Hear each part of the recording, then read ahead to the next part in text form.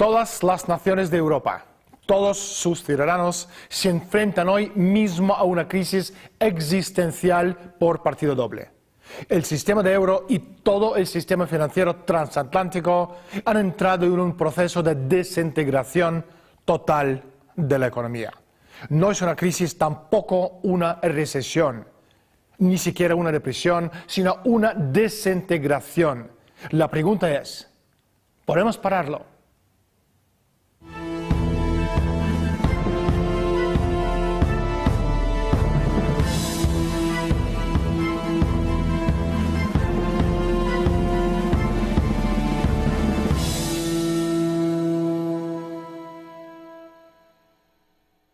En los últimos 10 años, la Unión Europea se ha convertido en un superestado. Sin embargo, carece de todas las características que debe tener un Estado, entre ellas la de poder cuidar del bien común. Tampoco la Constitución Europea tiene ni el consentimiento ni el apoyo de los ciudadanos. Lo que sí tenemos en Europa es una burocracia descomunal, toda una serie de organismos superpuestos que no rinden cuentas a nadie.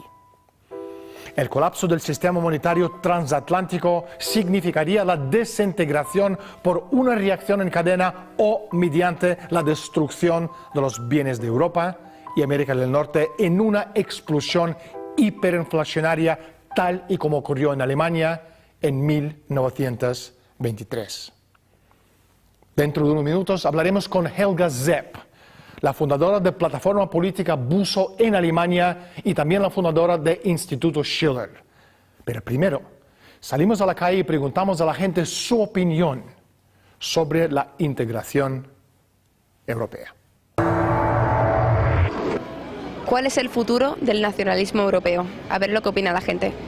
Una diferencia muy grande entre lo que es los de arriba y los de abajo. A mí me gustaría que el nacionalismo fuera la humanidad. Una integración comercial muy fuerte. Ni idea. No respondo a eso. Por lo que uno oye de los expertos, los economistas y tal, por lo visto habría mucho desastre. Hombre, a los políticos les interesa porque para ellos es un chollo. El estado de bienestar, que sin duda es el estandarte de la Unión Europea. Conflicto grandísimo, volver otra vez a la peseta. Le conviene, la cuestión es que si empieza a combatir todos los problemas que tiene por cuenta propia, pues no lo va a lograr. Que no hay cosa más tonta que un obrero de derechas. Helga, bienvenido desde la sombra. ¿Por qué piensas que las dos únicas opciones del actual sistema transatlántico son la ruina y el impago o un estallido? La cuestión es que durante estos 5 años que ha durado la crisis financiera comenzada en julio de 2007, las instituciones financieras han convertido la deuda especulativa privada en deuda pública estatal. Ahora intentan rescatarlas imponiendo la austeridad pública en países como Grecia, España, Italia y Portugal, aunque también en los países del norte. Si esto no se lleva a cabo, se produce el desplome inmediato del sistema bancario. Los Estados Unidos necesitan como mínimo 8.000 millones de euros este año. Pero si te pones a imprimir esa cantidad de dinero para impedir el desplome bancario, se dará una explosión de hiperinflación en un tiempo muy corto. Miramos Grecia.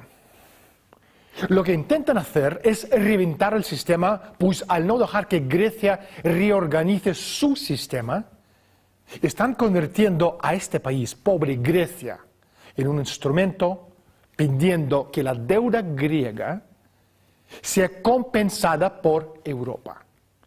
Pero esa deuda no vale nada. Es un desperdicio, dinero de Monopoly. Aunque claro, a pedirle a Europa, que a su vez sufre su propio derrumbe financiero, que absorba una deuda impagable, la cual los griegos, por cierto, nunca podrán pagar, indica que es seguro que se va a destruir Europa. Y se está haciendo, y se hace a propósito, pues nadie, ni siquiera el presidente de la Comisión Europea, Barroso, cree que Grecia Portugal y España pueden ser salvados.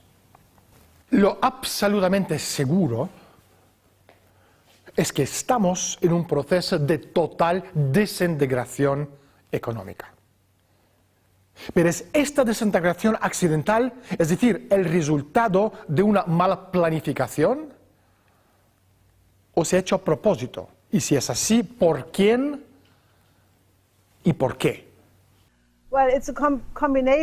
Es ambas cosas. Yo diría que hay diferentes grupos con diferentes intereses. Pero fíjese en lo que dijo Jacques Attali en entrevistas públicas.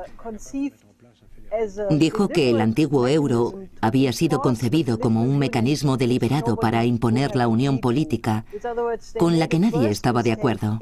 En otras palabras, cometieron un burdo error al crear el euro para poder, en la primera crisis, imponer una dictadura política en la forma en la que vemos actualmente con el MSE. Creo que la intención era la industrialización de Europa. Y si se fija en las políticas de la Comisión Europea respecto a España, por ejemplo, verá que cancelaron todos los programas que hubieran permitido la recuperación española, como por ejemplo el 25% del presupuesto científico. Creo que está muy claro que nadie en la Unión Europea tiene la intención de que España se recupere. Y de hecho creo que el auténtico objetivo, dado el hecho de que la Unión Europea es la más rica expresión del Imperio Británico, es la reducción de la población y la vuelta a determinado tipo de estructura feudal. Lo que queremos decir con globalización, entre comillas, es en realidad el Imperio Británico. Si tomamos el conjunto de los bancos centrales, los bancos de inversión, los fondos de inversión libre, las operaciones bancarias en la sombra, las empresas de crédito y la manera en que estas instituciones financieras controlan no solo el sistema económico, sino también los gobiernos. Y añadimos a todo esto los Commonwealths y los mercenarios privados que constituyen actualmente los ejércitos.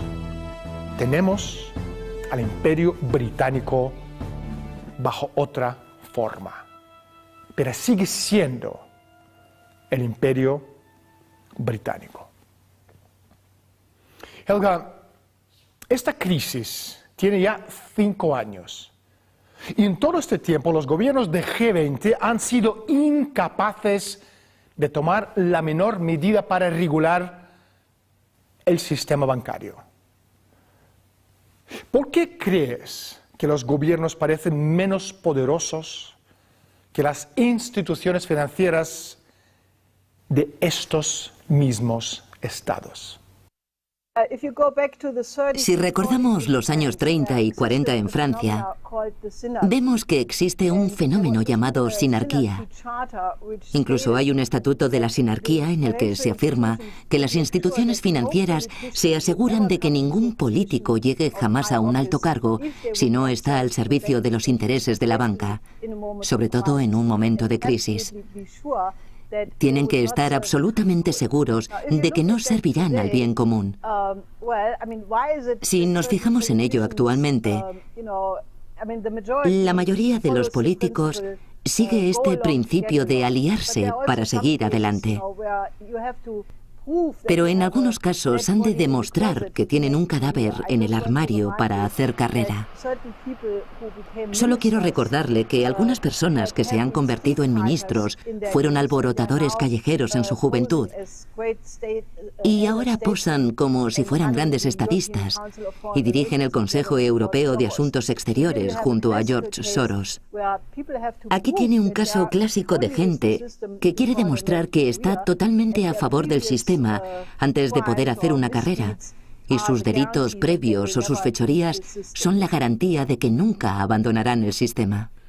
El movimiento sinarquista se creó como el contraataque de la oligarquía a la Revolución Americana y los principios del nuevo Estado soberano. Realmente surge durante el periodo de Revolución Francesa y las consecuencias del terror jacobino fue el surgimiento del primer movimiento fascista moderno, el de Napoleón Bonaparte. Y sinarquismo fue concebido como ese fundamento ideológico del sistema de Bonaparte dictatorial fascista. Durante el siglo XX, el sinarquismo era una especie de pantano general en el que surgió el fascismo italiano y el nacionalsocialismo alemán. Después se extendió por toda Europa: Francia, Gran Bretaña, Alemania, Holanda y Bélgica.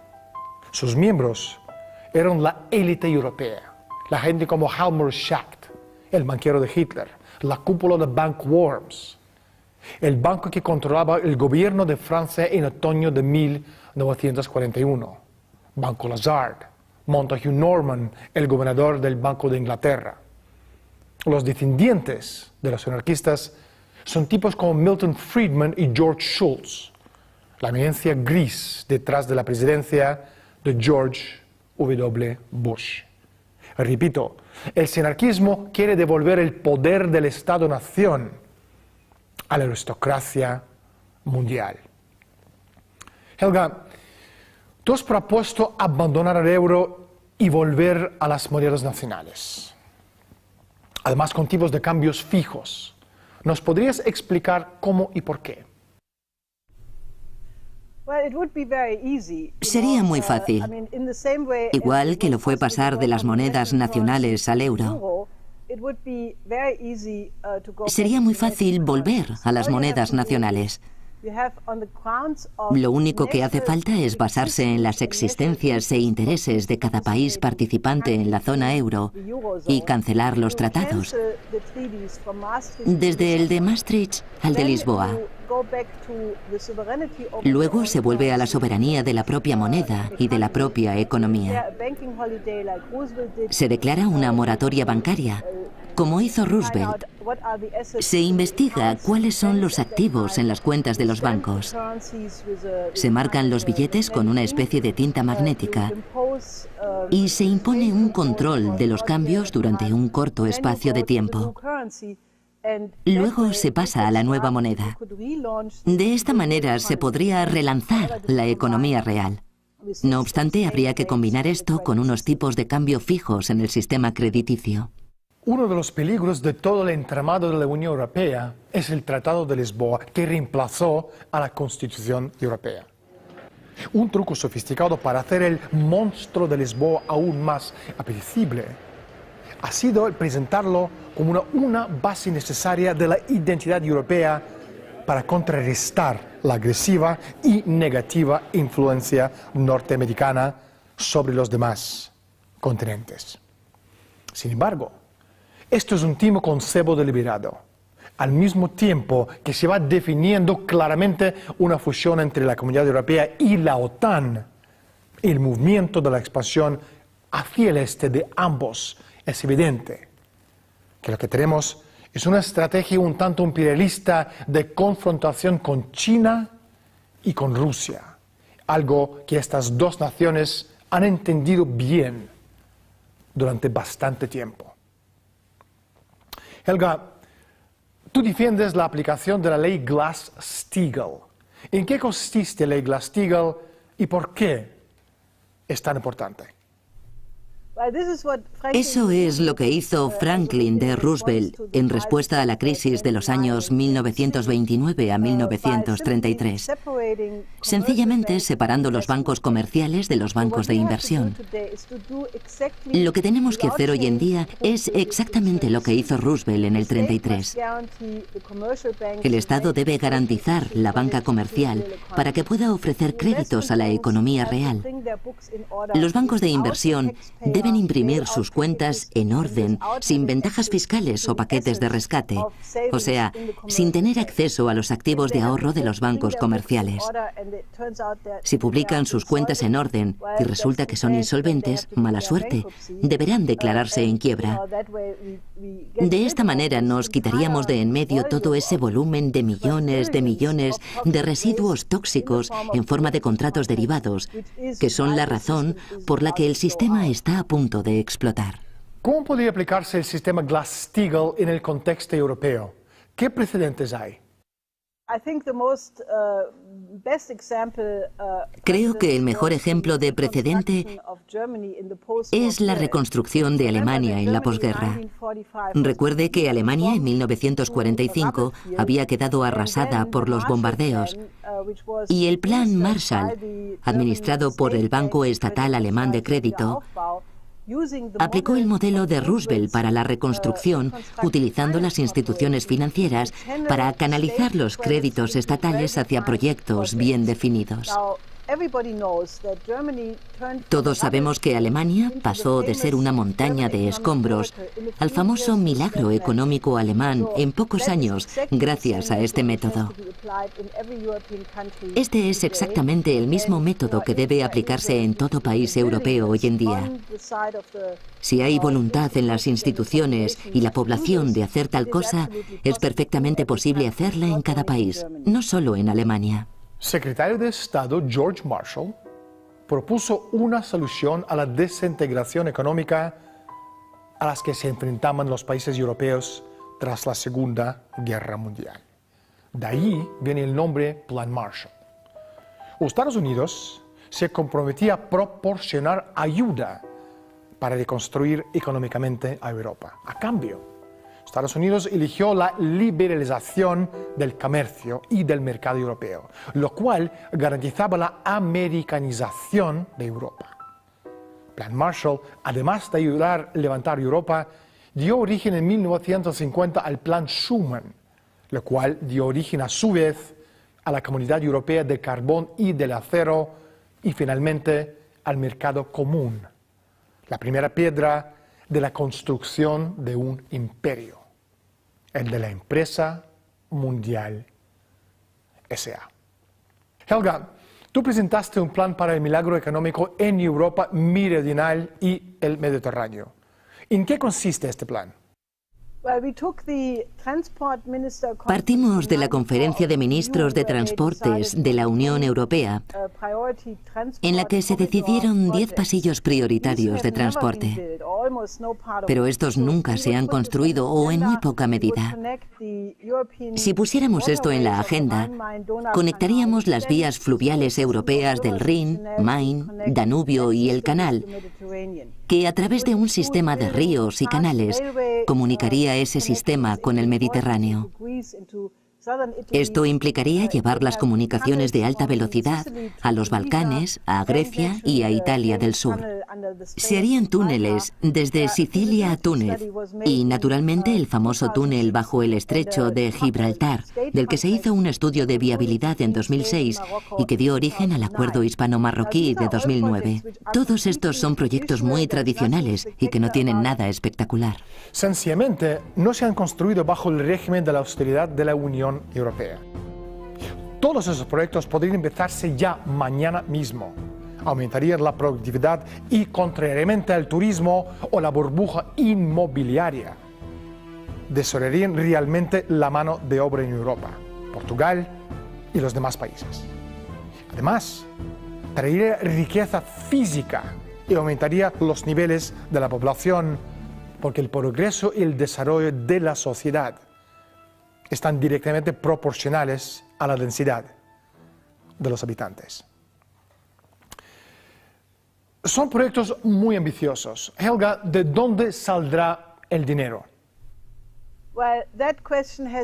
Esa pregunta se ha silenciado desde el momento en que se utilizaron miles de millones en rescates. Solo en Estados Unidos, creo, se han empleado de 25 a 29.000 millones para rescatar el sistema bancario. Una vez calculé que para construir un tren maglev entre Siberia y Lisboa costaría entre 4 y 5.000 millones de euros. Calderilla. Pero tendríamos multitud de conexiones maglev más entre Siberia y Europa del Sur. La financiación, en este sentido, no es lo que la gente dice que es. Los rescates son dinero pagado por obligaciones pasadas, deudas pasadas. Es dinero debido, dinero sin valor. Si sacas un crédito para la producción futura con la que crear un desarrollo real, empleos productivos y una gran riqueza real, es un dinero que no es inflacionario y es una inversión que crea riqueza para el futuro. Helga, hablando del futuro, ¿qué significa para el plan la reciente popularidad de Curiosity? Eso es muy importante, porque en los últimos 40 años, la razón por la que estamos en esta crisis de desintegración existencial es que el paradigma de los últimos 40 o 45 años, es decir, apartarse de la producción en beneficio de la especulación, toda la contracultura, el equivocado camino del enriquecimiento, era un error. Tenemos que recuperar el optimismo del proyecto Apolo, con el que todo el mundo pudo ver que se puede salir al espacio y colonizar el espacio, que no hay límite para las capacidades humanas ni para la realización de hazañas científicas. Tenemos que relacionar el proyecto de alunizaje Apolo con el tema del proyecto Curiosity.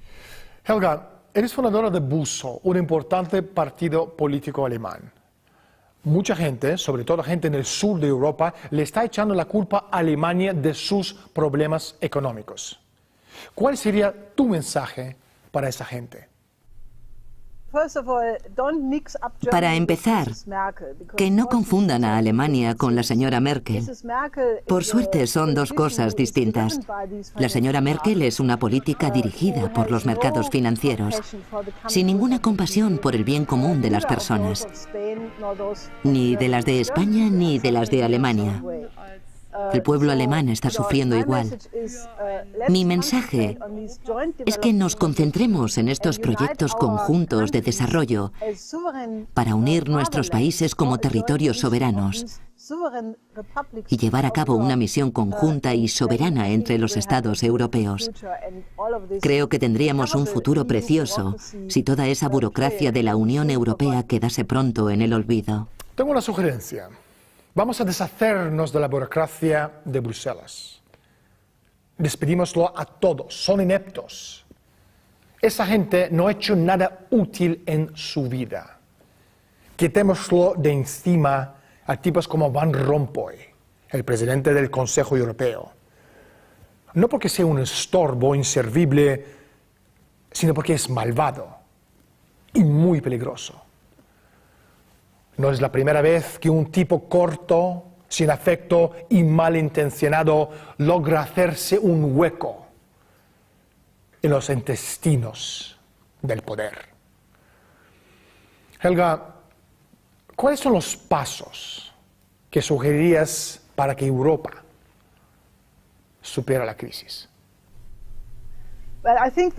Creo que lo más importante ahora mismo es ocuparse del hecho de que estamos al borde de la Tercera Guerra Mundial. Lo que está pasando en Siria, en particular, es la mentira más grande que he visto en mi vida. Ese tipo de oposición no existe. Hay una oposición, pero pacifista. Lo que pasa es que los rebeldes están siendo financiados y organizados de manera militar por países extranjeros. Los Estados Unidos y varios países de la OTAN. Esto amenaza con desencadenar una posible guerra nuclear con Rusia y China. Tenemos que reconocer a toda costa que necesitamos un cambio de paradigma. No podemos seguir solucionando los problemas de la Tierra con medidas geopolíticas y con la guerra. Tenemos que reemplazar esto por los objetivos comunes de la humanidad. Se acabó el tiempo. Muchas gracias por estar con nosotros. Muchas gracias por invitarme a su programa. La verdad descansa sobre la posición suprema del orden de las cosas. La verdadera soberanía no se halla en la opinión popular, sino en los procesos creativos de la mente humana individual. Existe una solución. Esta solución, sin embargo, es absolutamente imposible dentro de nuestro sistema actual. El sistema financiero mundial está en quiebra, sin remedio, y la economía actual de casino especulativo debe ser reemplazada por un sistema de créditos que se orientan exclusivamente hacia las futuras inversiones en la economía real. La reconquista de la soberanía nacional es la condición indiscutible tanto para la recuperación económica como la preservación de la paz en la tierra. A Europa y a sus ciudadanos les va la vida en ello.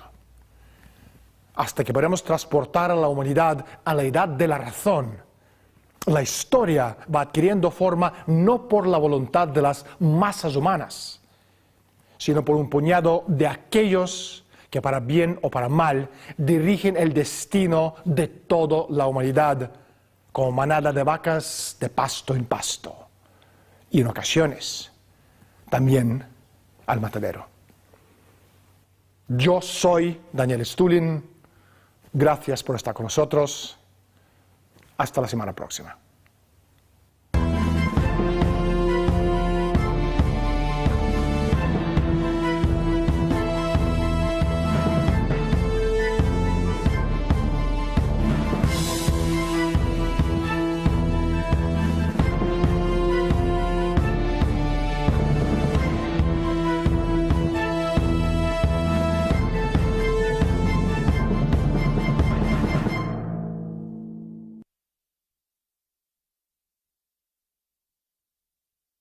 Miles de millones en rescates.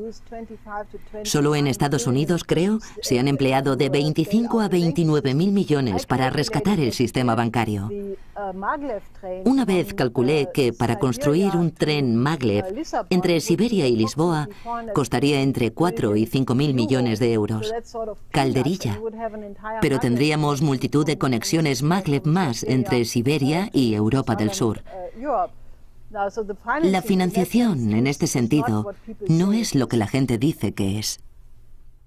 Los rescates son dinero pagado por obligaciones pasadas, deudas pasadas. Es dinero debido, dinero sin valor. Si sacas un crédito para la producción futura con la que crear un desarrollo real, empleos productivos y una gran riqueza real, es un dinero que no es inflacionario y es una inversión que crea riqueza para el futuro. Helga, hablando del futuro, ¿qué significa para el plan la reciente popularidad de Curiosity? Eso es muy importante, porque en los últimos 40 años, la razón por la que estamos en esta crisis de desintegración existencial es que el paradigma de los últimos 40 o 45 años, es decir, apartarse de la producción en beneficio de la especulación, toda la contracultura, el equivocado camino del enriquecimiento, era un error. Tenemos que recuperar el optimismo del proyecto Apolo, con el que todo el mundo pudo ver que se puede salir al espacio y colonizar el espacio, que no hay límite para las capacidades humanas ni para la realización de hazañas científicas. Tenemos que relacionar el proyecto de alunizaje Apolo con el tema del proyecto Curiosity. Helga, eres fundadora de BUSO, un importante partido político alemán. Mucha gente, sobre todo gente en el sur de Europa, le está echando la culpa a Alemania de sus problemas económicos. ¿Cuál sería tu mensaje para esa gente? Para empezar, que no confundan a Alemania con la señora Merkel. Por suerte son dos cosas distintas. La señora Merkel es una política dirigida por los mercados financieros, sin ninguna compasión por el bien común de las personas, ni de las de España ni de las de Alemania. El pueblo alemán está sufriendo igual. Mi mensaje es que nos concentremos en estos proyectos conjuntos de desarrollo para unir nuestros países como territorios soberanos y llevar a cabo una misión conjunta y soberana entre los estados europeos, mercados financieros, sin ninguna compasión por el bien común de las personas, ni de las de España ni de las de Alemania. El pueblo alemán está sufriendo igual. Mi mensaje es que nos concentremos en estos proyectos conjuntos de desarrollo para unir nuestros países como territorios soberanos y llevar a cabo una misión conjunta y soberana entre los Estados europeos. Creo que tendríamos un futuro precioso si toda esa burocracia de la Unión Europea quedase pronto en el olvido. Tengo una sugerencia. Vamos a deshacernos de la burocracia de Bruselas. Despedímoslo a todos, son ineptos. Esa gente no ha hecho nada útil en su vida. Quitémoslo de encima a tipos como Van Rompuy, el presidente del Consejo Europeo. No porque sea un estorbo inservible, sino porque es malvado y muy peligroso. No es la primera vez que un tipo corto, sin afecto y malintencionado logra hacerse un hueco en los intestinos del poder. Helga, ¿cuáles son los pasos que sugerirías para que Europa supere la crisis? Creo que lo más importante ahora mismo es ocuparse del hecho de que estamos al borde de la Tercera Guerra Mundial. Lo que está pasando en Siria, en particular, es la mentira más grande que he visto en mi vida. Ese tipo de oposición no existe. Hay una oposición, pero pacifista. Lo que pasa es que los rebeldes están siendo financiados y organizados de manera militar por países extranjeros. Los Estados Unidos y varios países de la OTAN. Esto amenaza con desencadenar una posible guerra nuclear con Rusia y China. Tenemos que reconocer a toda costa que necesitamos un cambio de paradigma. No podemos seguir solucionando los problemas de la Tierra con medidas geopolíticas y con la guerra. Tenemos que reemplazar esto por los objetivos comunes de la humanidad. Se acabó el tiempo. Muchas gracias por estar con nosotros. Muchas gracias por invitarme a su programa. La verdad descansa sobre la posición suprema del orden de las cosas. La verdadera soberanía no se halla en la opinión popular, sino en los procesos creativos de la mente humana individual. Existe una solución. Esta solución, sin embargo, es absolutamente imposible dentro de nuestro sistema actual. El sistema financiero mundial desorientaría realmente la mano de obra en Europa, Portugal y los demás países. Además, traería riqueza física y aumentaría los niveles de la población, porque el progreso y el desarrollo de la sociedad están directamente proporcionales a la densidad de los habitantes. Son proyectos muy ambiciosos. Helga, ¿de dónde saldrá el dinero? Esa pregunta se ha silenciado desde el momento en que se utilizaron miles de millones en rescates. Solo en Estados Unidos, creo, se han empleado de 25 a 29.000 millones para rescatar el sistema bancario. Una vez calculé que para construir un tren maglev entre Siberia y Lisboa costaría entre 4 y 5.000 millones de euros. Calderilla. Pero tendríamos multitud de conexiones maglev más entre Siberia y Europa del Sur. La financiación, en este sentido, no es lo que la gente dice que es. Los rescates son dinero pagado por obligaciones pasadas, deudas pasadas. Es dinero debido, dinero sin valor. Si sacas un crédito para la producción futura con la que crear un desarrollo real, empleos productivos y una gran riqueza real, es un dinero que no es inflacionario y es una inversión que crea riqueza para el futuro. Helga, hablando del futuro, ¿qué significa para el plan la reciente popularidad de Curiosity? Eso es muy importante, porque en los últimos 40 años, la razón por la que estamos en esta crisis de desintegración existencial es que el paradigma de los últimos 40 o 45 años, es decir, apartarse de la producción en beneficio de la especulación, toda la contracultura, el equivocado camino del enriquecimiento, era un error. Tenemos que recuperar el optimismo del proyecto Apolo, con el que todo el mundo pudo ver que se puede salir al espacio y colonizar el espacio, que no hay límite para las capacidades humanas ni para la realización de hazañas científicas. Tenemos que relacionar el proyecto de alunizaje Apolo con el tema del proyecto Curiosity. Helga, eres fundadora de BUSO, un importante partido político alemán. Mucha gente, sobre todo gente en el sur de Europa, le está echando la culpa a Alemania de sus problemas económicos. ¿Cuál sería tu mensaje para esa gente? Para empezar, que no confundan a 5 años. Y en todo este tiempo los gobiernos de G20 han sido incapaces de tomar la menor medida para regular el sistema bancario. ¿Por qué crees que los gobiernos parecen menos poderosos que las instituciones financieras de estos mismos estados? Si recordamos los años 30 y 40 en Francia, vemos que existe un fenómeno llamado sinarquía. Incluso hay un estatuto de la sinarquía en el que se afirma que las instituciones financieras se aseguran de que ningún político llegue jamás a un alto cargo si no está al servicio de los intereses de la banca, sobre todo en un momento de crisis. Tienen que estar absolutamente seguros de que no servirán al bien común.